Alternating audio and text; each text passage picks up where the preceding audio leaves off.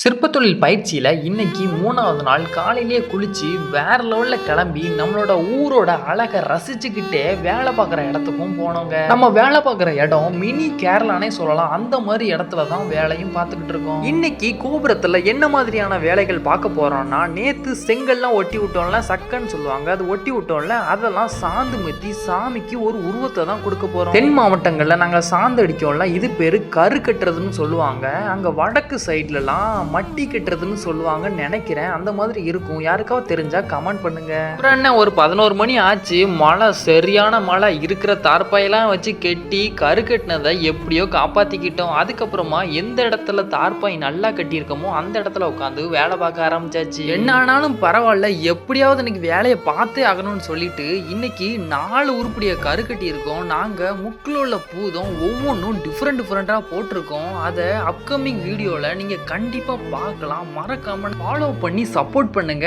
அதுக்கப்புறமா எங்க சின்ன மச்சான் அழுங்கு பத்ம செட்லாம் பாதி தூரம் கவர் பண்ணிட்டாங்க. நாளையோட அழுங்கு செட் முடிஞ்சிரும். அதுக்கப்புறமா கரு கட்டுறதும் முடிஞ்சிரும். அதுக்கப்புறம் நைஸ் போடுற வேலை தான். நைஸ் போடுற வேலைன்னா வேற ஒண்ணுமே இல்லைங்க, ஃபைனல் தான். ஃபைனல்ல ஒவ்வொரு சிலையோட அமைப்பு எப்படி எப்படி இருக்கும்னு சூப்பரா தெரியும். பார்க்குற யார் யாருக்கெல்லாம் இந்த வீடியோ ரொம்ப பிடிச்சிருக்கோ மறக்காம கமெண்ட் பாக்ஸ்ல கமெண்ட் பண்ணுங்க. அவ்வளவுதான் கைஸ், வீடியோ நாளைக்கு பார்க்கலாம். பாய்.